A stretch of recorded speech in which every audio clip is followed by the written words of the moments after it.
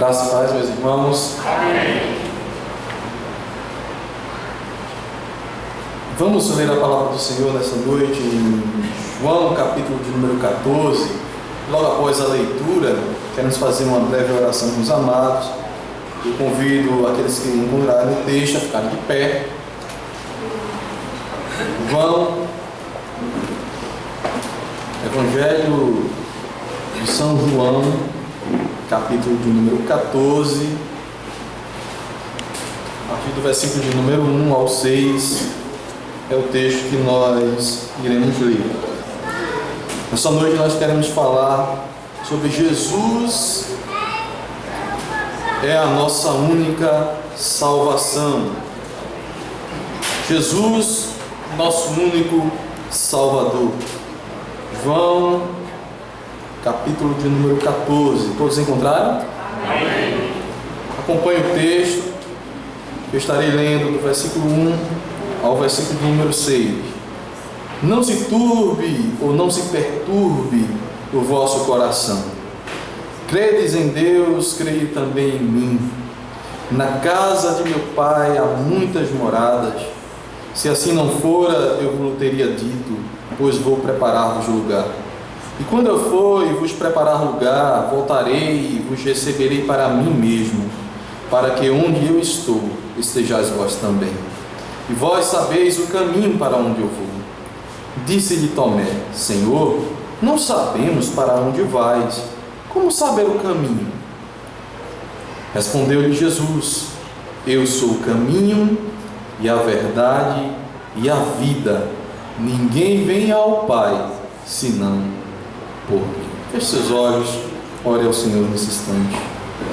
Santo Deus, nós nos colocamos diante de Ti mais uma vez por meio do Teu Filho amado Jesus Cristo e pedimos a Tua graça sobre nós nessa noite, o Teu agir, que o Teu Espírito Santo, ó Deus, nos agracie falando aos nossos corações, fazendo com que entendamos a Tua palavra e que ela penetre em nossos corações. Fala, Senhor, a nossa alma, guia-nos, concede esta graça, ó Deus, e assim, ó Pai, que a Tua palavra possa produzir frutos para o qual o Senhor assim determinou. Nós te oramos em nome do Senhor Jesus Cristo. Amém. Podeis sentar, meus irmãos. Jesus é a nossa única salvação. Ontem à noite nós estivemos aqui falando sobre, junto aos jovens, sobre o livro Discípulo Radical do reverendo John Stott.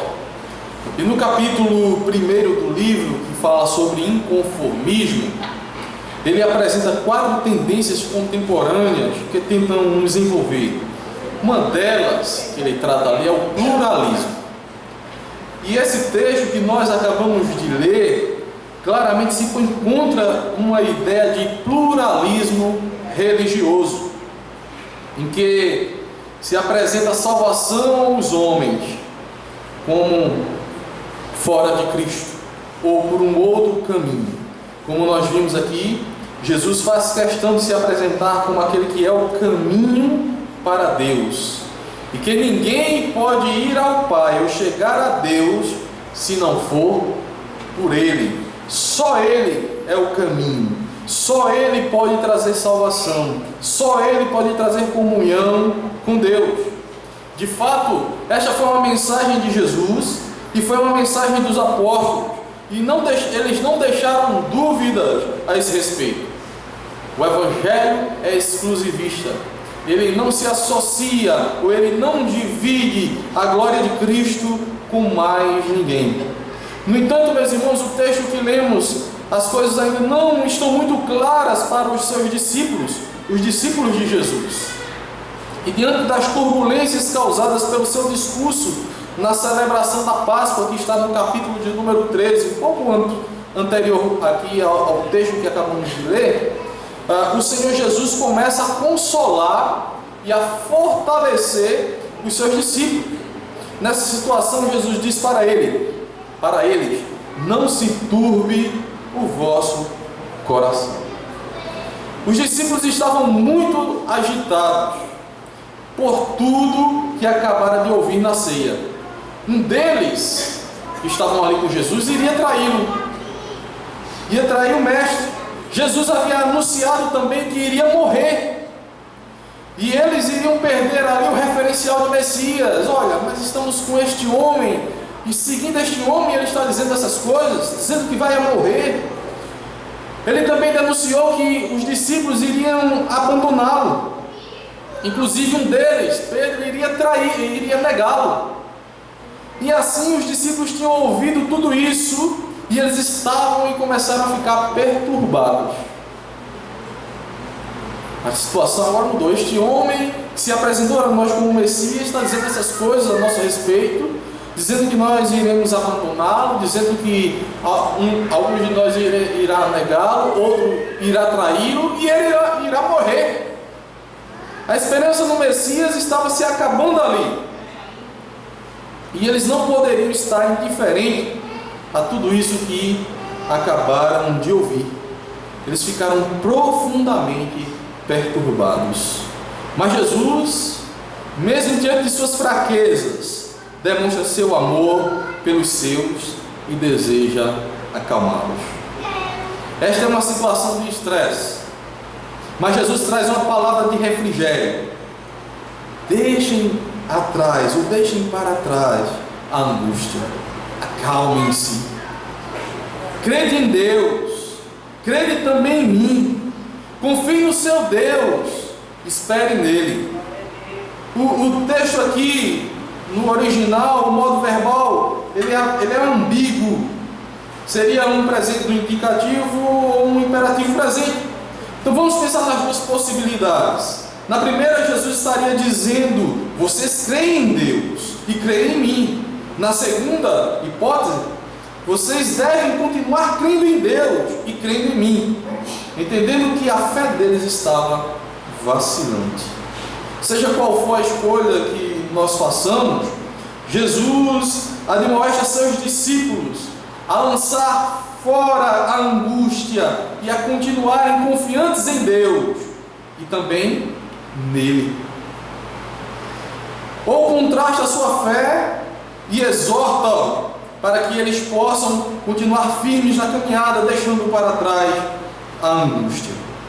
Todavia, em nossa opinião, tudo indica que pelo contexto que Jesus estava ali falando diretamente que eles deveriam perseverar na fé.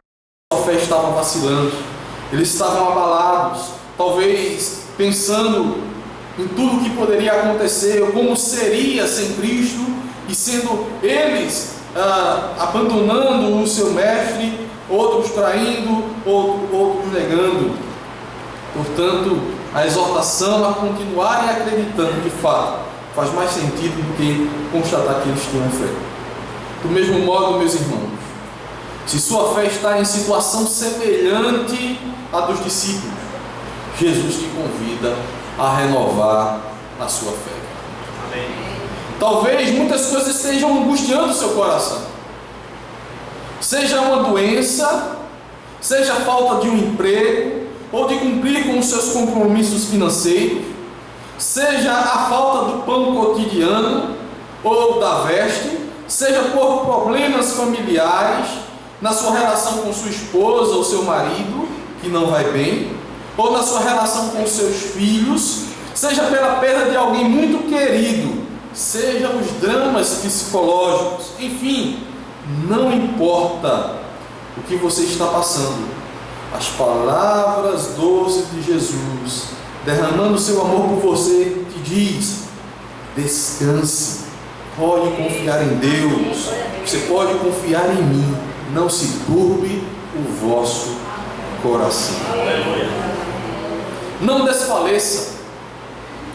Eu olho e vejo você, sei o que você precisa e sei o que pode suportar.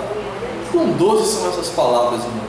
Não se turbe o vosso coração.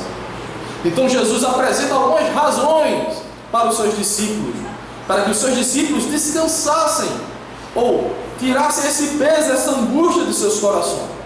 E a primeira razão que o Senhor apresenta e que chama os seus discípulos a descansarem nele é que Na casa de meu pai há muitas moradas. Em outras palavras, meus irmãos, há lugar para todos os seus discípulos. Duas coisas pode-se pensar a respeito dessa sentença. Os discípulos não deveriam se preocupar ou estarem com seus corações perturbados, porque o Messias iria sofrer e morrer, pois sua morte garantiria a eles um lugar no céu. Como também sua morte e ascensão, isto é, ir para o Pai, permitiria enviar o Espírito Santo, que estaria sempre com eles, para os guiar e os fortalecer. Meus irmãos, o Espírito Santo pode te consolar nas suas dores e aflições. Busque-o. Se dobre diante de Deus. Busque consolo em Deus. O Senhor garantiria aos seus discípulos que não só um lugar no céu haveria, mas também Ele enviaria um outro Consolador. Em outro texto ele fala isso também no Evangelho de João. Não importa as lutas, Ele tem poder para trazer paz ao teu coração. Além do mais, lembre-se, este mundo não é a sua casa. Este mundo não é o seu lugar, a sua morada definitiva. Na casa de meu Pai há muitas moradas, e é lá o nosso lugar. Estamos aqui como peregrinos por certo período de tempo, mas a nossa morada, a qual Cristo nos garantiu na cruz, está nos céus, junto com o nosso Deus e Salvador. Uma segunda razão para que descansemos o nosso coração que Jesus apresenta aos discípulos é que Jesus garante um lugar.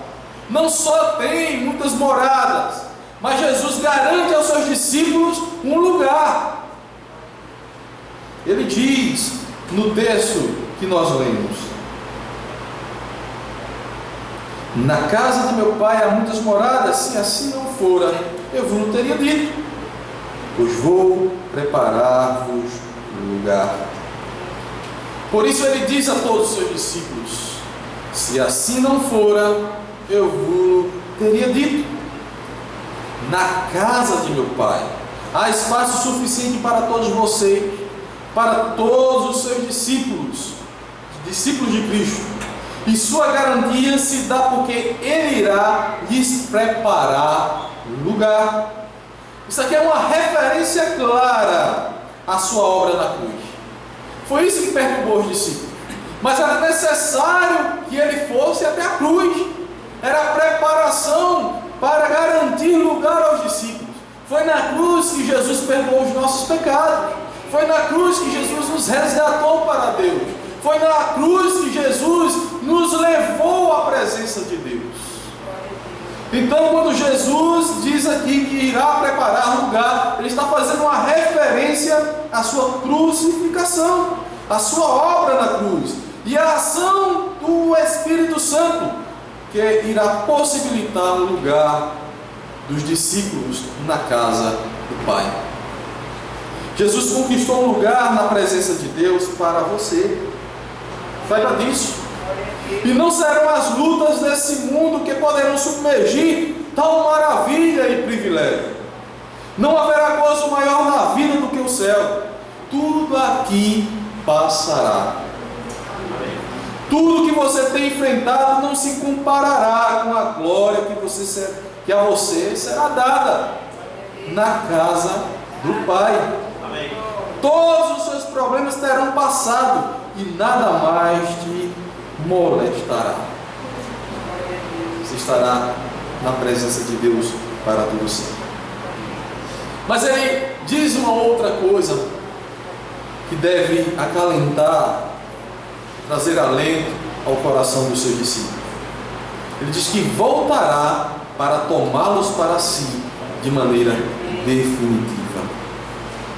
E quando eu for e vos preparar lugar, voltarei e vos receberei para mim mesmo, para que onde eu estou, estejais vós também.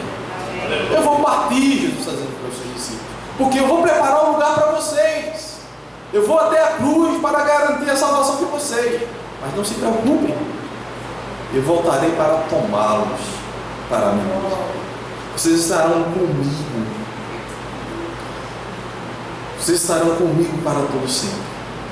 Aqui é uma bela referência à sua vinda, à sua segunda vinda. Jesus promete que após realizar a sua obra, haverá um dia que retornará para o desfecho final. E seus discípulos estarão onde ele estiver, face a face com o seu Deus. Meu querido irmão, o seu Senhor lhe diz que ele mesmo enxugará todas as suas lágrimas. Você estará diante dele, contemplando sua glória e majestade, e em uma profunda comunhão com o seu Mestre. Continue firme na fé. Creia em Deus, creia em Jesus. Não vacile na sua fé, não retroceda. Olhe para o alto e espere seu Salvador. Mas uma quarta razão que Jesus cita nesse texto, para que o coração dos discípulos descanse e esteja em paz, é que eles devem saber o caminho. Vós sabeis o caminho para onde eu vou.